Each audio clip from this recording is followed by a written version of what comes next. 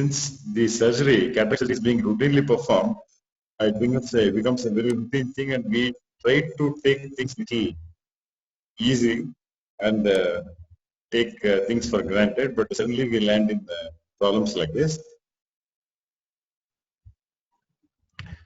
So PC rent can occur at any stage of the cataract surgery, right from the capsulotomy to the removal of visco at the end of surgery. So here I'll just go through certain videos. It has been very nicely covered by Dr. Deepak about how the rhexis extends and then what to do in such a situation. Here, this is a case where the rhexis is extended, and at the end of phacoemulsification, I noticed the rhexis has extended onto the PC also. So, but fortunately, anterior halide face was intact.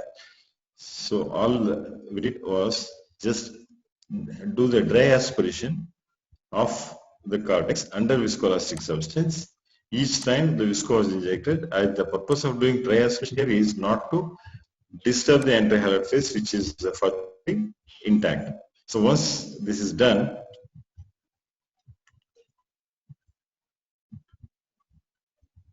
so one should take time. Each and every fiber can be removed completely.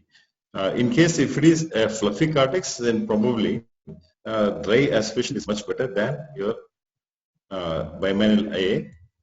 So once it is done, now they are making use of the anterior capsular availability. A 3-piece lens was injected in the sulcus. Yeah. Now, especially for beginners or the young ophthalmologists who are just having not many cases to operate, whether to continue or not, Dr. Deepak has very nicely has given the guidelines. So I agree with him that any beginner, once the rhexis extends, it is better to convert, because it's very demoralizing surgery in case if the rhexis extends to the posterior capsule and the PC rent occurs. In case if one decides to go ahead, then the type of surgery depends upon the density of the nucleus and the efficiency of the surgeon, and then all the guidelines have already been given. I just want to add only one point here, that the direct chop, when you do, the lateral separation can be only to one side, so that the stretching of the bag is prevented here.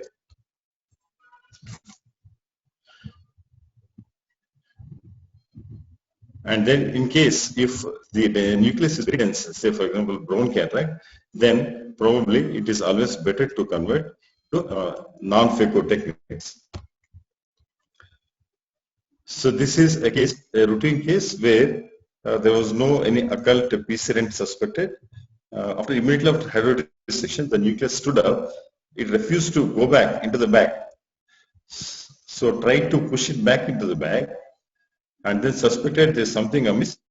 So try to get it into AC so that it can be converted into non-phaco manual SSCS, but the nucleus went down into the vitreous cavity. So finally, anterior vitrectomy, minimal anterior vitrectomy was done. The residual cortex was removed, and then the case was handed over to the VIA surgeon. Now, why does this occur? This is basically because whenever we inject fluid with using either large cannula or with high pressure, or in case of a small rhexis, the fluid can go and a lot of fluid can get trapped between the nucleus and the posterior capsule, so that blows off the posterior capsule. So this way, the PC tear can occur even in the absence of occult PC rents, like the posterior polar cataract or any other occult PC rents. So how to avoid this? In case if someone is very careful about noticing a thing, there is something called as a pupillary synapse, where momentarily the pupil dilates with AC becoming shallow, and then the AC becomes deep, the pupil becomes small, the whole thing goes back to the tug. So this should warn the surgeon that the PC is probably blown off. And here, so next, now coming to the nucleus management. Usually, the PC rent occurs while emulsifying the last fragment. This is more so with the basic and mid-segment machines than high-end machines, though here it is high-end. So here, just carefully look at this. The PC was caught there, and then suddenly there was a central rent. The reason for this is there was a microsurge which was neglected, and then as soon as the last fragment was emulsified, the PC rent occurred. So how to avoid this, especially for beginners, is those who are not using high-end machines, is to deepen the AC with dispersive viscoelastic, deepen the bag, and then one can reduce the parameters, especially the vacuum. There is a trade-off between vacuum and the flow rate, where the surge in these cases can be minimized by decreasing either the flow rate or the vacuum. So it is always better to reduce the vacuum. Then third thing is, you can put a spatula, iris spatula or some blunt instrument under the nucleus and then try to emulsify the nuclear fragment over the nucleus. So this way one can prevent the rent. Here I just want to continue to show this. This is a don't, what you should not be doing actually. So here always that urge was there because I could see the fragment floating in the antivirus. Then I thought, why not to bring it out of the from the antivirus into the antechamber and then remove. But in the process, you see the rent has enlarged. The vitreous was pulling this rent. So this is something which should not be done. And now this is another case where the rent was noticed in the very beginning itself. As you see here, the rent which has occurred in the very beginning. This patient had multifocal IOL in the other eye. So he was promised about multifocal IOL. So there was no other way but to do something. So since it was the soft cataract, the PCR was plugged with the dispersive viscoelastic with chondroitin sulfate, and then the cortex was removed. After adequate anti-vitrectomy, the central rent was converted to the posterior capsular rhexis. The remaining residual cortex, which was floating in the anterior halide face, was removed. Then triamcinolone acetonide was injected to see if at all there are some tags. There was one iris strand here which was removed, and finally the lens could be, multifocal lens could be placed in the bag.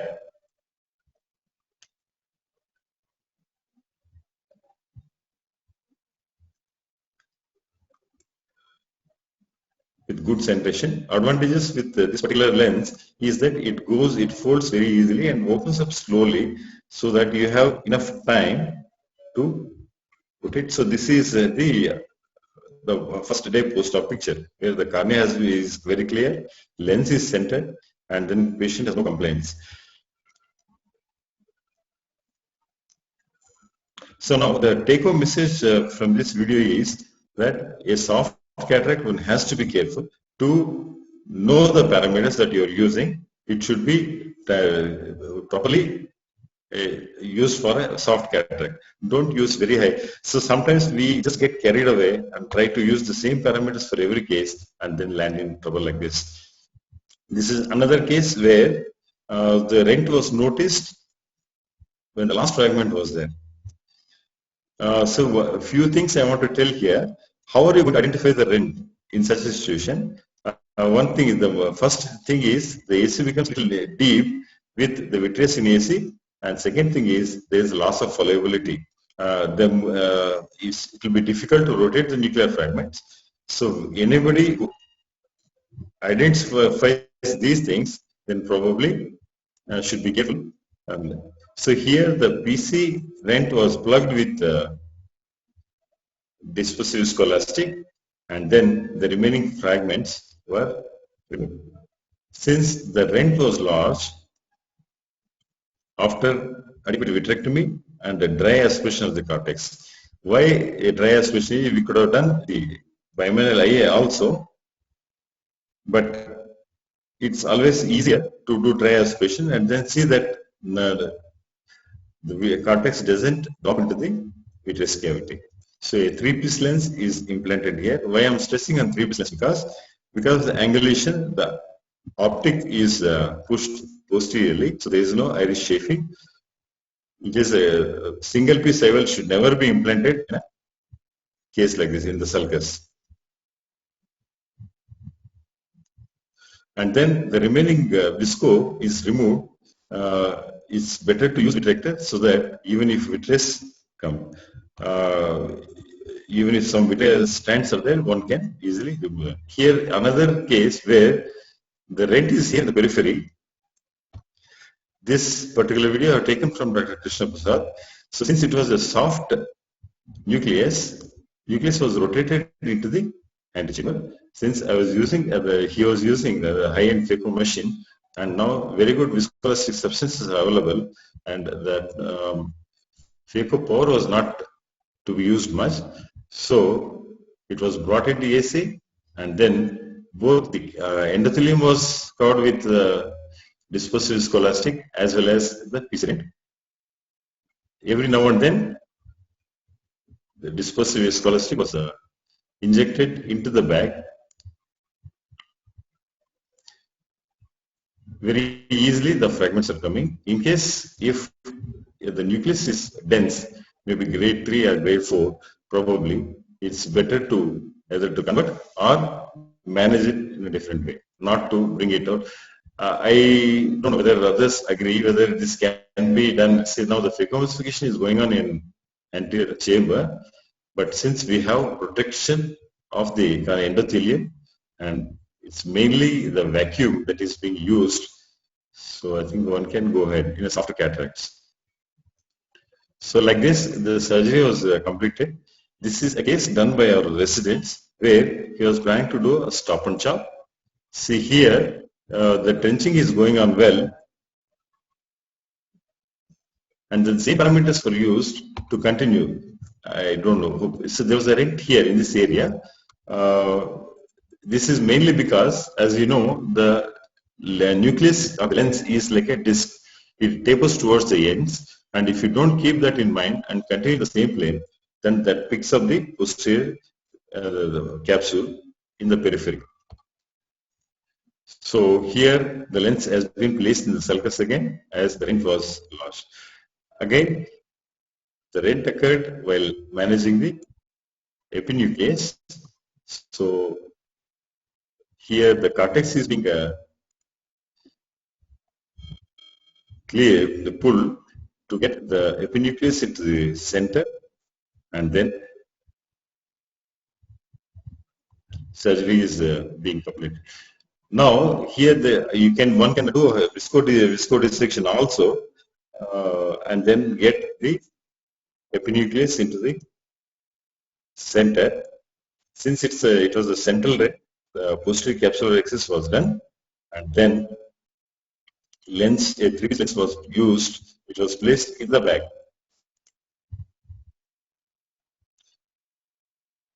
See the advantage of converting to posterior capsular access is see the amount of manipulation that is taking place. Still, the access doesn't enlarge. So you can have problems during epinucleus management also. That's why many people they don't do the hydrodelineation. There can be problem during this is again a case done by one of the residents. The pupil was small, and at this point of time, he noticed that there was a rent here, and then he could not complete. So this is wrong. What he has done is wrong. He should not take the fluid immediately away. The AC will collapse, and then the rent may enlarge. So instead of that, just keep the thing in place and then inject viscoelastic and then come out. So this rent was managed and everything was over. Only the lens was to be implanted. You see here, the lens has torn the PC. Probably there was a small rent which was there that has enlarged. This particular video, not this, the previous one was taken from Dr. Haldipka long back. But you can have problems while implanting the lens also. This one particular thing I want to show, the case was referred for management of PCRINT post SSCS. see, all I want to show here is like what Dr. Guru Prasad stressed. So better to do a dry vitrectomy and then do a dry aspiration of the cortex. Here you should not introduce irrigation at all because there is a fluffy cortex which is likely to drop down into the vitreous cavity, and then it may take a little more time than required, but we can completely remove the cortex.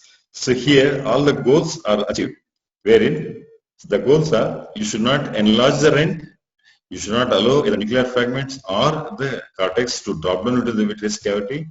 The cornea has to be protected. The anterior capsule should not be damaged, so that in case if you can't implant a lens in the back, then one can implant a lens in the sulcus. Once these goals are achieved, then one can. So it's always better to do manage these complicated cases so that you can, as earlier mentioned, give 6/6 vision to the patient if you properly manage. Thank you very much for your patient listening. Thank you, sir. I think the talk by Dr. Guru Prasad and your talk actually are complementing each other, giving us the idea of how to manage these complex cases and also to get the best of the technology, the automatic vitrectomy, and the tips to see that we don't end up in bigger trouble. I think it's very important not to press the panic button, and also to, as you said, should be a brave heart, and things will always be, on a long-term basis, it will be, everything will be good. If you keep the patient's welfare in mind, than to do something immediately, try to, push the dirt under the carpet. So thank you very much for sharing very useful surgical tips. Now, once we have completed the nuclear emulsification, we always tend to get a sense of, false sense of security. So implanting the intraocular lens is a very important part of the IO, the whole surgery. But many a times we do get into trouble in doing such so-called, almost, taken for granted step. So we do have problems in this. So that is what Dr. Deepti Joshi will be sharing with us. So she will be explaining the IOL implantation rules, the problem encountered doing the so-called the IOL implantation step. Over to you, Dr. Deepti.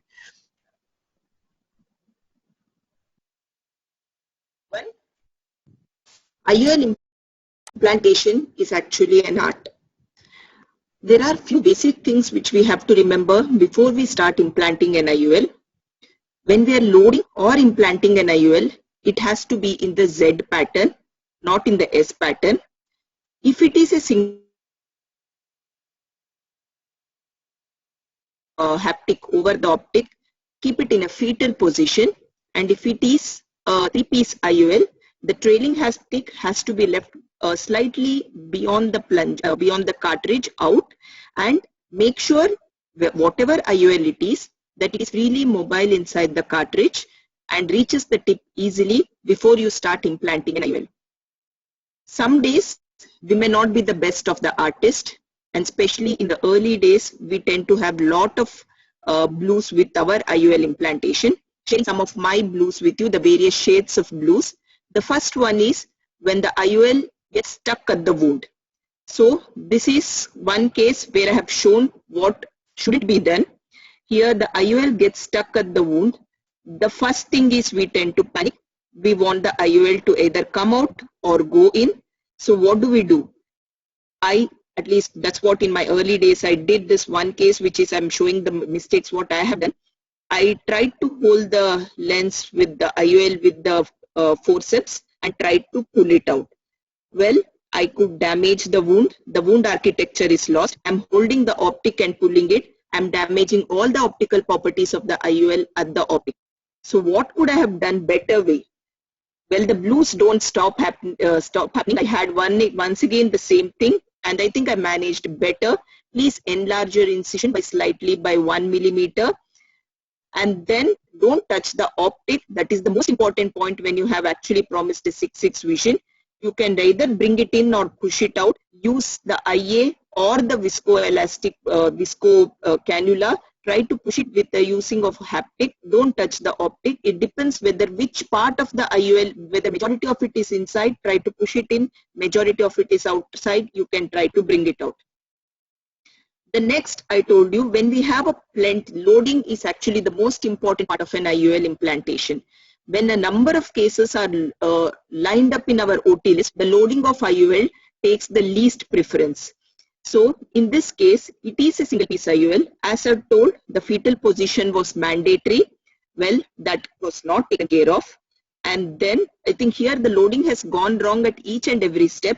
When implanting, if you can see there, though the mobility is very good, but the leading haptic is slightly out of the cartridge, still the surgeon goes ahead and tries to implant it.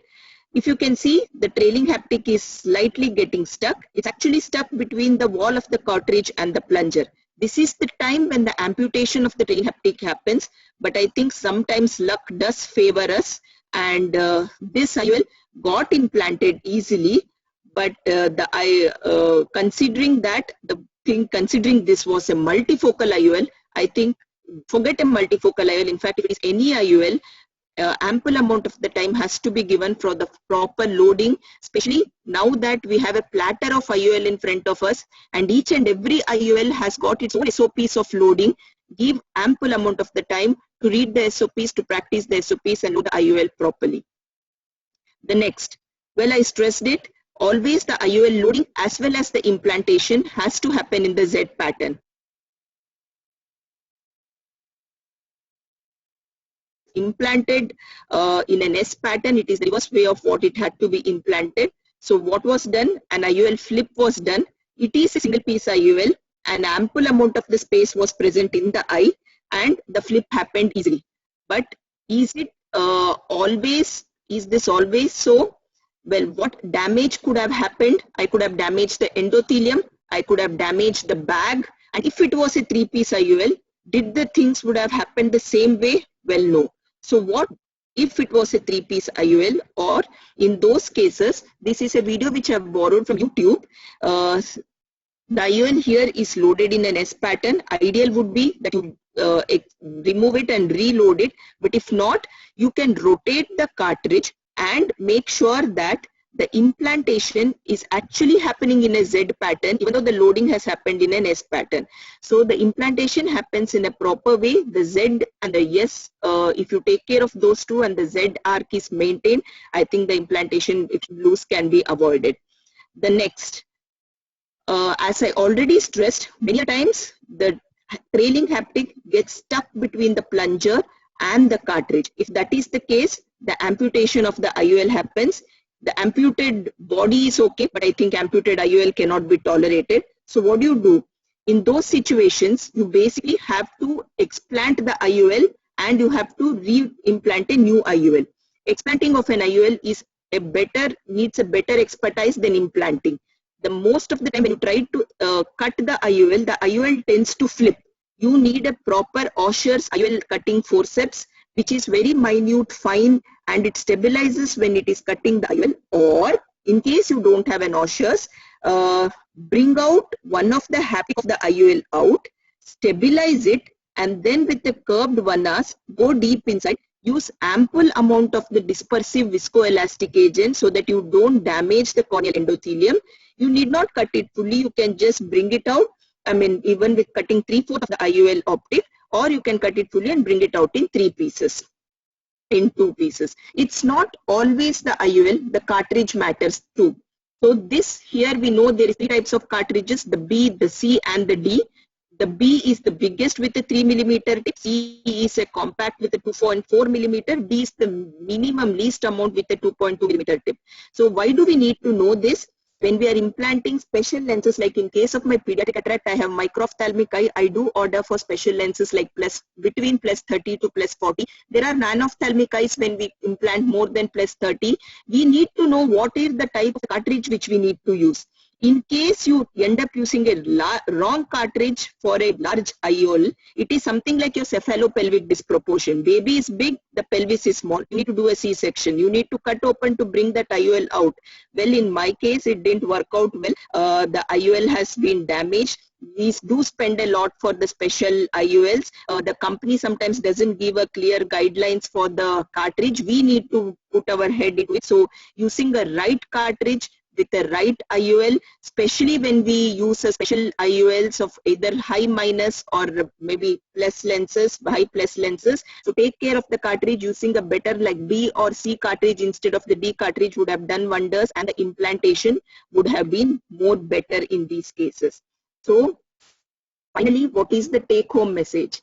As Dr. KP sir said, nucleus emulsification is not everything. 50% happens before emulsification, 50% happens after emulsification. We have promised a vision to the patient with premium IOLs. So IOLs is again a most important point. And when you have a platter of IOL in front of you, we did not use each one of them. There are some preloaded IOLs. The loading of it actually is something like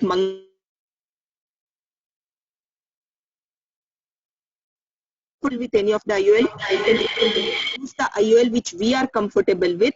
And finally, the technique. Is it a single piece? Is it a multi-piece? How to load it? How to implant it? If we take care of these three mantras, I think all the blues can be overdone and a perfect IOL implantation can be achieved. Thank you. Thank you, Dr. Deepti. That was really nice and extensive and very well covered. I have one question. Yes, when implanting a lens, a three-piece lens especially, and we see that the leading haptic has gone in smoothly, we find that once the lens is inside, the trailing haptic has bent a little, meaning probably it has fractured incompletely, and the angulation of the haptic or kinking has happened, and that sometimes results in good centration, sometimes it doesn't, and when it doesn't, we have to probably remove it. And but when it does, when centration is good, what is your recommendation? Should we leave it there or should we remove it? So over a period of time, it goes in for a decentration. So I think the best is, if at all if it is just a kink, maybe we can use it, we can make the C proper or the J proper and insert it. But if a part of it is cut, I would never place the IOL inside. For me, I think rather than repenting it later and taking it up for the second time, I would always go, I have another 5 minutes in front of me, I can remove the IOL and I can re-put the IOL or insert a new IOL. That is what I would prefer. Breaking of the haptic, when you have unkinked it, so it is, see, once, first of all, it has undergone damage. When you are unkinking it, there is another insult by you are unkinking it. So I think it has become weak at the haptic-optic junction. And what are the chances that it will decenter after surgery by a total fracture at the optic? Majority of the cases, if at all the haptic is fractured, I think it decenters over a period of time. I don't think so. It sits in the back. I really don't feel that. And I've had 2-3 cases which has happened that because in the initial few days we feel on table the IOL is centered, chalo case ho gaya, band kar dete hai. But I think after few days we see that the IOL decenters. So it's not good to leave behind any of the fractured or amputated haptics. It takes another 5 minutes extra, but we need to expand it and put another IOL inside. What are your tips on wound-assisted implantation? Wound-assisted implantation, if we really... Sorry, hello. Snugly, what are your tips in terms of pressure on the eyeball into the antechamber with the cartridge? So how do you go about it? Wound-assisted implantation. I don't use wound assisted. For me, I'm better off with without putting much pressure over the wound. Somehow I'm not okay with it because most of the time I do pediatric cataract surgeries, and in that my wound is big enough because I know I will be suturing it. I never use, sir. I think if anybody else does it, they can give a better opinion about it. So with your permission, let me comment on that. I think most surgeons here probably will accept that 0.2 extra millimeters of extension. Because whenever you struggle try to do a wound assisted, you either end up damaging the IOL or the wound architecture. Yes. I think it's better that 0.2, 0.3 or 0.4 extra millimeters of IOL, wound extension will not really harm the case in any way in terms of astigmatism or stability. I think whenever we have done a very good surgery, I think just for the IOL implantation, we should not damage the wound architecture and create a time bomb. Anytime it may leak post-op. So it's better probably to keep the wound slightly bigger than what is just barely essential.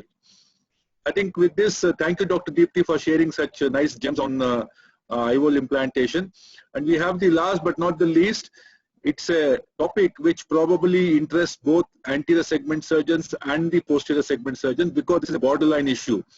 So we have always, whenever we do not have enough capsular support and we tend to implant the lens in a lot of compromised situations, the IOLs tend to move away, they get dislocated, they get displaced, they move to one side, creating a lot of optical problems and also problem to the eye. So displaced IOLs is a problem which normally is handled both by anterior segment surgeons as well as VR surgeons. And also, in case you are removing the lens with a compromised capsular status, and what will be the next way to go? How to fix a lens in a compromised capsule is now a buzzword in cataract surgery, and there are many solutions that have been offered and things are still evolving. So to put an end to all this confusion, we have Dr. Srinivas Joshi, who has got a special interest in secondary IOLs and especially scleral fixed IOLs. He'll be speaking on managing these displaced IOLs and managing the secondary IOLs. Over to you, Srinivas.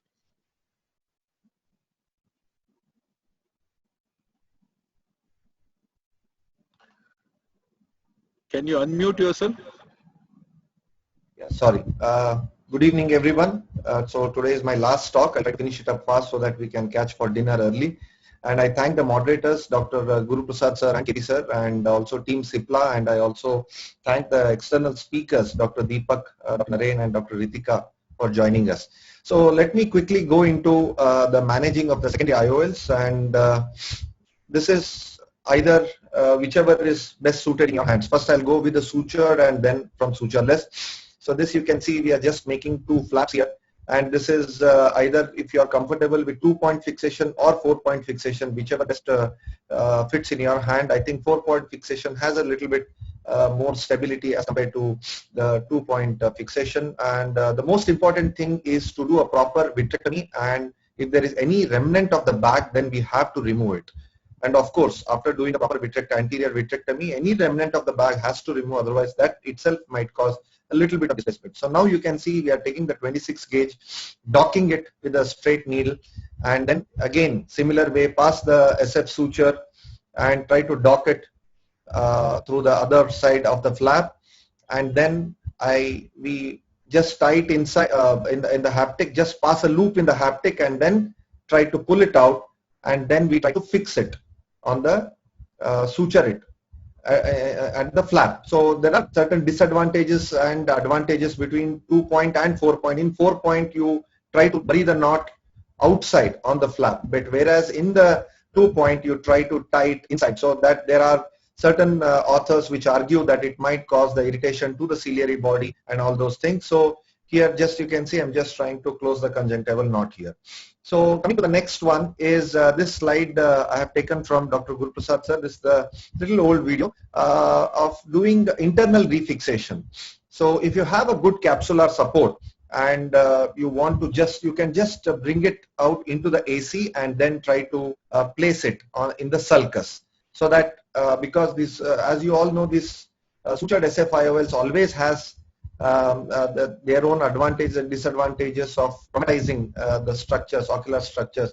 So here you can see just try to bring it into the anterior capsule, and you can use the light pipe as the support so that it should not fall down. Again, use the dialer, slowly try to rotate it in the AC, and once you bring it into the AC and slowly again you can try to place it over the anterior capsule and into the sulcus. So this is one way where you can put the patient's own IOL back into the place, and definitely the sulcus has to be stable and the rhexis has to be perfect. Coming to the next is in these cases where you can see the IOL with the bag has fallen down. So in these cases, I think this is the forte of the vitreous vitreoretinal surgeons. So here, this is a little again old video. I'm using a 23 gauge system here. So after doing a perfect vitrectomy, just try to either you can use the suction of the vitreous cutter itself, or you can use the forceps to hold it, bring out the lens to making through the scleral tunnel. And so once you bring it out, complete the vitrectomy. And this is a video I'm using where it is a 23 gauge trocar, but next video I'll be showing around a 25 gauge trocar. So I'm now making a tunnel with the help of the 26 gauge needle here, and you have to externalize the haptic. So when you make a trocar entry and when you make a tunnel in the scleral pocket, there has to be a little bit of difference, otherwise it becomes very difficult for you to tuck it into the 26 gauge made scleral tunnel. So here you can see I'm just trying to tuck the haptics, and I always prefer to use a foldable IOL because that doesn't break. And you can see the end of the surgery. Now coming to this next video is a similar way. I have now shifted into 25 gauge, or if it is best, if you can use a 27 gauge sclerotomy pocket, so that when you externalize the haptic, it sits the best. If you use a longer kind of sclerotomy ports, there are chances that these haptics might slip off. So I'm just, again, this is the case of dislocated IOL, single piece IOL. I'm just trying to bring it out. And once you bring out, here I'm again making the 2 scleral flaps at 3 and 9 o'clock. And it's always important that it has to be diagonally opposite to each other. And now you can see I'm using a 25 gauge trocar here as a sclerotomy for me to externalize the haptic. And now you can see I'm using a 26 gauge needle here to make a small tunnel. Just once, don't try to extend it. Just once. You can make a to and fro movements, but not the side movements when you are making a tunnel, because it has to fix only that haptic part. And again, with the handshake technique here, you can see I'm using ILM forceps. Just try to externalize one haptic outside slowly with the help of these ILM forceps, and slowly then try to adjust with the trailing haptic. So there is a slight trickiness in this trailing haptic, because it's not always aligned, like this. It has to be aligned like this to pull up. So it's always difficult for the trailing haptic for you to align it along the length or the axis of the ILM forceps. So I always prefer to use the foldable IOL, because even if you don't hold the tip of the trailing haptic, even if you sometimes hold it a little bit less than the tip, it gets folded, but it doesn't break. But PMMA 3-piece definitely breaks. So here then just try to tuck it inside the tunnels made with the help of the 26 gauge. And then here I'm using a glue here, and just try to seal it off. The glue works best than the sutures, and then you can just close the conjunctiva. Now coming to another set of, another set is the Yamane's technique. There is much talk about the Yamane's technique, how to do, and whether it's advantageous or disadvantageous. So this is definitely can be done nicely by the anterior segment surgeon itself when there is a case of aphakia, unless there is a case of dislocated IOL. So here you can see I'm just using a 1.5 mm caliper and using these are the 30 gauge thin bore cannulas. In fact, I took it from Dr. Rohit Om Prakash, and here you can see I'm just using a small tuck into the sclera and then go inside the vitreous. So make it slightly like a Z-shaped entry into the vitreous. So the more you go into the sclera, that is the scleral part where the haptic lies. So now you can see I'm using this rigid IOL here, because there was an SICS wound already done in this. So slowly I try to fix it inside this 30 gauge thin bore needle. Please do not mistake me. Not always, or not all 30 gauge needle goes, these haptic goes inside. It's only the thin bore needles which you have to order, ask for, and only in those cases these haptics try to go inside these needles. So again, this is the trailing haptic. There's a slight challenge with the trailing haptic again, but there are different ways. Either you can leave this left hand of this 30 gauge needle you are seeing. You are just leave it in the place and then dock it this side, or you can externalize and then dock the trailing needle. I'll show it in the next video. So here then simultaneously try to rotate it in a circular movement and a clockwise. Try to rotate it so that both the haptics come outside, and then you can use this Bowie's cautery which cost somewhere between 3,000 to 4,000 rupees. And I recently got to know that it is just 2,500 somewhere in Amazon as well. So use adequately to make a flange, and then just try to tuck it inside. If it's a slightly larger flange, then not to worry. Just cut the conjunctiva little and that part, and then you can suture the conjunctiva over it so that the direct exposure or the erosion, there's no direct exposure of that flange. And this is the end. You can see it's sitting nicely here. So this is my last video where you can see there is a subluxated traumatic cataract. The subluxated cataract here, it's always important to do a nice vitrectomy. And since it was not getting cut with the help of the vitreous cutter, I use the frag machine here. And whenever it comes to last bit pieces, I always try to put a PFCL because it should not jitter and hit the macula. Again, I'm using the caliper here, you can see, and between 1.5 to 2 mm. And here again, I'm using this 30 gauge thin board cannula. As I explained in the last slide, in the last video, here I'm using a foldable IOL. So you can just see I'm just, after the unfolding of this IOL, I try to dock the first one.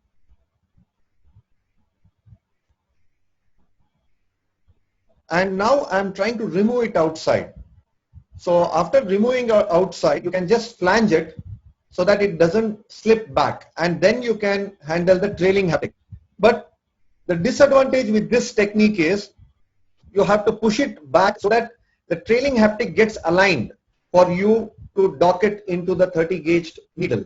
Otherwise, when you pull it, the orientation of the trailing haptic it becomes difficult, and you cannot dock it so easily, and there are chances of breakage of this trailing haptic. So you can see here on the other side, I have already pushed back so that it gets oriented in the normal position, and then I can dock the trailing haptic and then bring it outside. But in spite of that, you can see a small bend there, but anyhow, that goes into the cauterization, so we need not worry much about that. And then you can make it, and I always check for the stability of these, because it should not go back and again fall into the vitreous cavity. And in case if you feel that it is slightly decentered, you can pull up one side and then recauterize it. But when Yamane described this technique, it was with a 7 mm optic diameter, but Indian lenses I think are 6 to 6.5 mm. And when Yamane described this IOL, they are all the bigger haptics. You know, you can try to cauterize, but in India we don't get that, because these IOLs which he did was from Santen Pharmaceuticals. And so there are again lot of theories which go in favor and not in favor of Yamane's technique as well, and many of them have described their own modified Yamane's technique in this. And there's a beautiful article which has come in the Review of Ophthalmology where they have compared the sutured IOL versus the Yamane's technique. But coming to my point, whenever it is going in for any further, if you are expecting that there would be a vitrectomy surgery in this, then I think Gore-Tex suture would be the best. But again, getting the Gore-Tex, and it's slightly expensive, but I think the 4-point stabilization with the Gore-Tex suture, I think, is the best preferred in case if you are expecting that you're going to do a vitreoretinal surgery, or in cases where you are doing a combined surgery where you think that you need to put a silicone oil or the gas tamponade in those patients. Thank you very much for the patient listening. Thank you, Dr. Srinivas. That was really nice and well covered. You covered all the options that we have in our armamentarium to tackle the PC rent and what different types of lenses that can be planted in as a bailout option when there is no capsular support. I think one additional thing would be the use of XNet. That is the brand name for equipment that the Aurolab has made, where they have this needle onto which there is this silicone flange, which can be passed on, slid on to the haptic once it is engaged in the pore of the needle. So that will prevent the haptic from slipping back into the vitreous cavity. So I hope I'm clear about what I'm saying.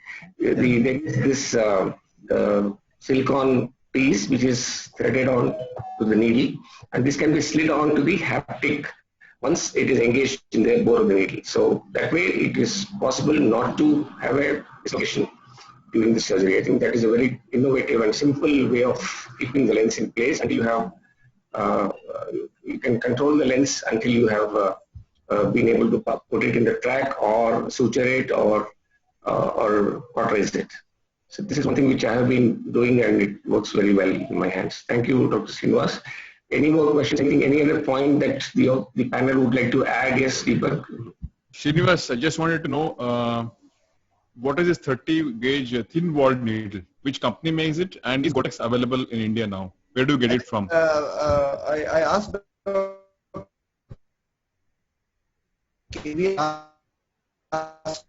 Gore-Tex suture from him. I have personally no experience in doing the Gore-Tex SFIOL because now I have shifted my technique to Yamanis and it's doing really well. And regarding when you ask the thin board needle, I will give the address of the thin board needle where we get it. It's actually very important because initially I used to try it with a 26 gauge needle. Yeah, so 26 gauge needle entry is slightly a bigger entry.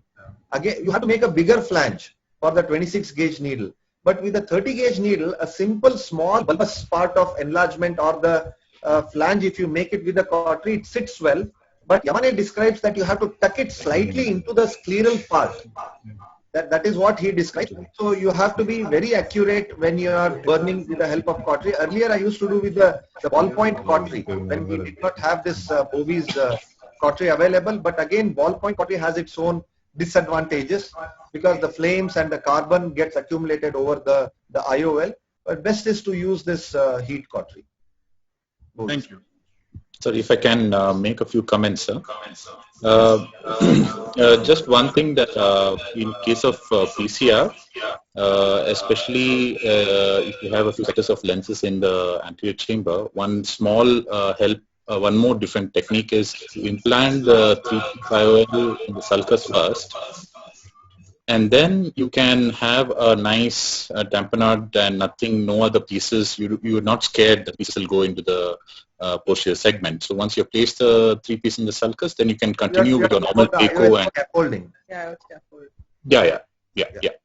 So that's one technique which you can use. The other thing is, especially when you're trying to load the lens, it is very crucial to look at the cartridge. Always be observant because you immediately, if there's the sizing or if it's a larger power, you will immediately see stress lines on cartridge. This is a key point where you have to be aware of this because immediately you can keep your guard up that there is a chance that the cartridge can split or there is some kind of a stress or there can be a sudden giveaway. So always look for those stress lines on the cartridge. You get these white lines on the cartridge. So this is a very key point. The other thing is, if I can ask Guru Prasad sir, if like when you have a small PCR, sir, you were suggesting that you would prefer to do the anterior vitrectomy in the above the pupil area. So just to prevent the PCR from extending or becoming bigger, what would you suggest? Any particular plane at which you would keep your cutter to do the cutting so that you prevent the enlarging of it?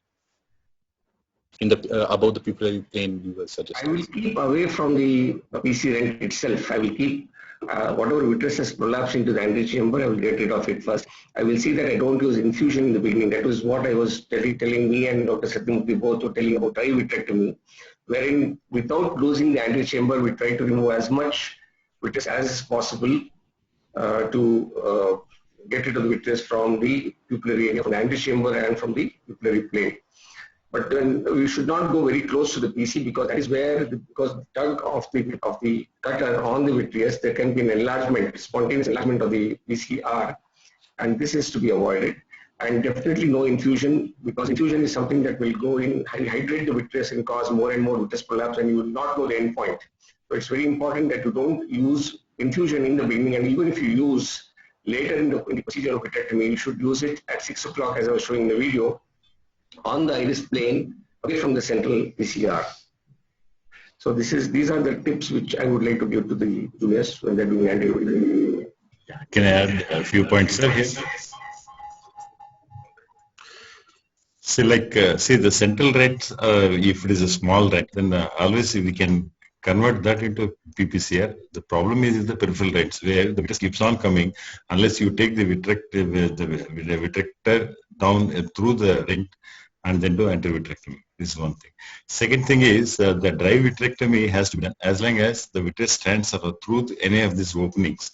So the best way is to roll the cotton bud or the wick along these openings and make sure that there are no strands. Then you introduce the irrigation.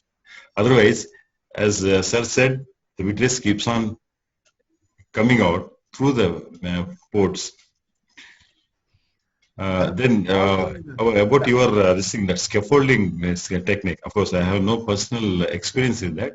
But what will you do in case if the nuclear fragments goes into the vitreous cavity with the lens in place? Yeah, the thing is, sir, is if one or few of the pieces have gone in, so no problem. But if you have certain pieces already in the anterior chamber and your fear, the fear is that it can drop, what can you always do is put viscoelastic, push the lenses to the angles and then place the lens in the sulcus and then go ahead. I think this is actually really... And then that lens you are going to implant. One point I would like to give to all anterior segment surgeon, the meta-analytic studies have quoted that if there is a cortex of less than 1/3 of the piece is fallen down, then usually you can observe that. But if it is more than 1/3 of the piece, then it always needs a vitrectomy. And also if there is a nuclear fragment into the vitreous cavity, I think that those things have to be removed because as you all know, the nucleus incites an inflammation. So those are the things where definitely you need vitrectomy, but if the small bits of cortex less than 1/3, then you can always observe them every 2 week or a monthly or 2 monthly as you go on extending it and see that there is no any increase in inflammation.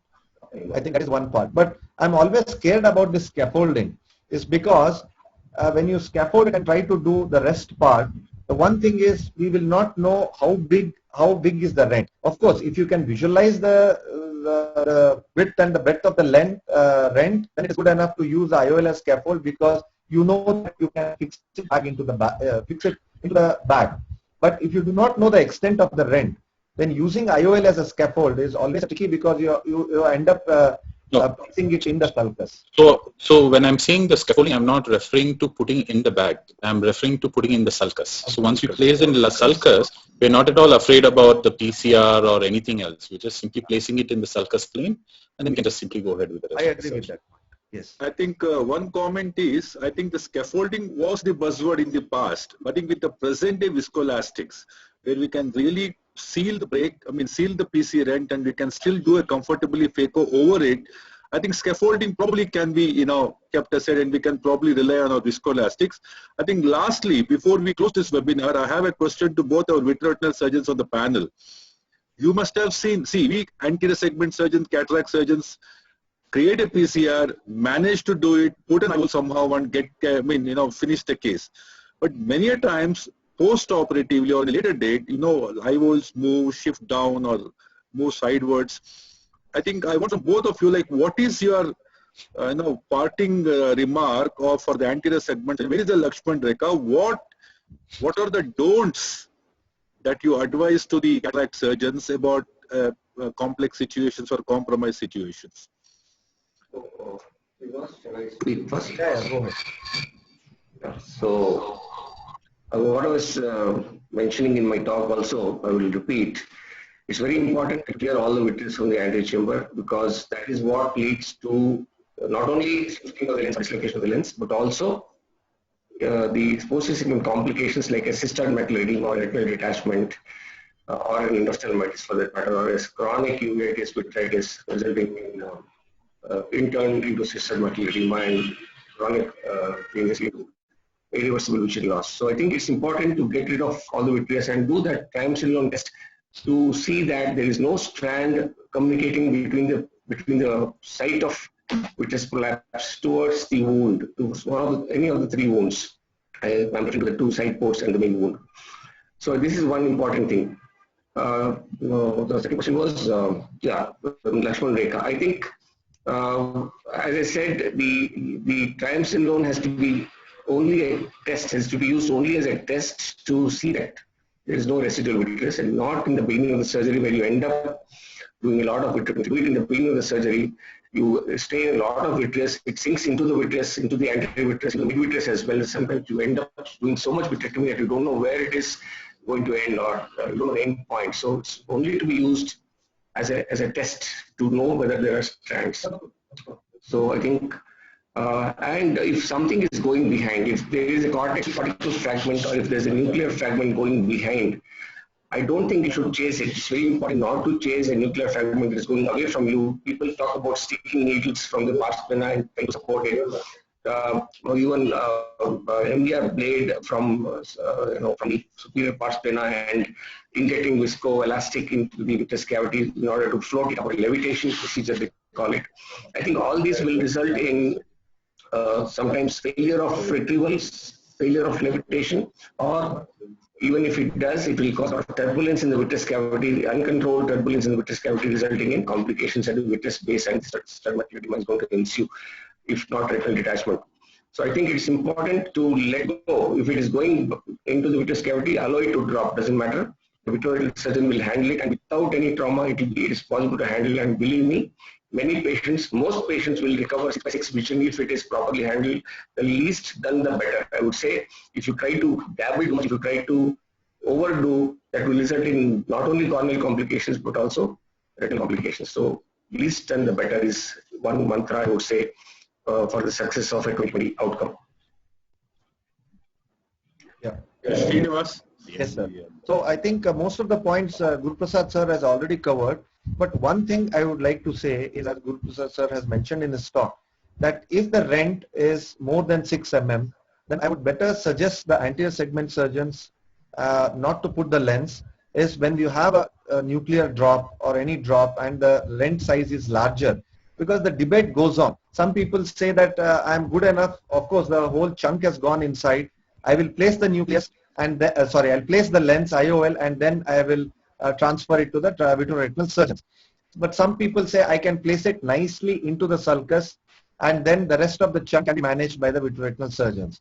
See what happens from the vitreoretinal surgical point of view, when you place it in the sulcus, it's a bigger rent. If the rhexis has extended, in those cases I would suggest not to place the IOL immediately.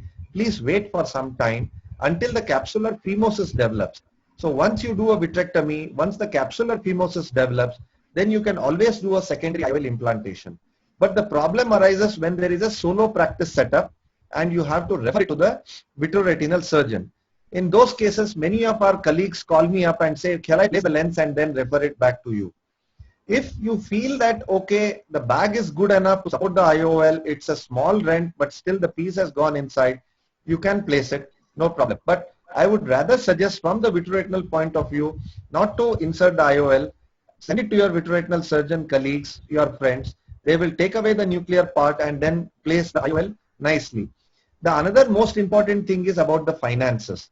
When you refer from the solo practice to the vitreoretinal surgeon is the finances, which when I have given these talks, because see, I heard from Dr. Lalit Verma, who is now in CFS, he said, whatever IOL charges the anterior segment surgeon has taken, they pass it on to the vitreoretinal surgeon. See, because we have already taken 30,000-40,000 rupees from the patient. I know the vitreoretinal surgeon is also going to charge around 40,000-45,000 rupees for the vitrectomy, because the cassette itself now is 23,000. So the patient ends up, for the complication by the anterior segment surgeon, why should they pay 75,000 to 80,000 rupees? So this is again, what I feel is, of course, in an institutional practice, we have the backup and we do it most commonly for our anterior. But the problem arises is when you have a solo practice and you have to refer to the vitreoretinal surgeon. I think it's a good practice, which Dr. Lalit sir has said, is whatever lens money has been collected by the anterior segment surgeon, please pass it on to your vitreoretinal friends and ask them not to charge anything more from the patient. I think that is just a little bit about the finances part. The rest of the part, as Guru Prasad sir has already said about, and always remember when you are referring a patient, please put a suture. When you are even doing a phaco wound also, please put a suture and then send it back, because when we are doing a vitrectomy, when we put the ports, there are chances that whatever is there in the AC might collapse and the vitreous might come out more and the PCR might get enlarged more. So put a suture, the anterior segment is stable, and then for us to place the vitrectomy ports very easily. I think these are the few points which I just wanted to add with Guru Prasad sir, and I would like to thank our fellows, Dr. Giriraj and Dr. Madan, who have helped me in this presentation. Thank you very much. Thank you, Srinivas. Like you said, I just want to say I have an acronym for that also. Stop, suture, and send, the 3 S's. Stop the surgery, suture the wound, and send the patient to the vitreous surgeon.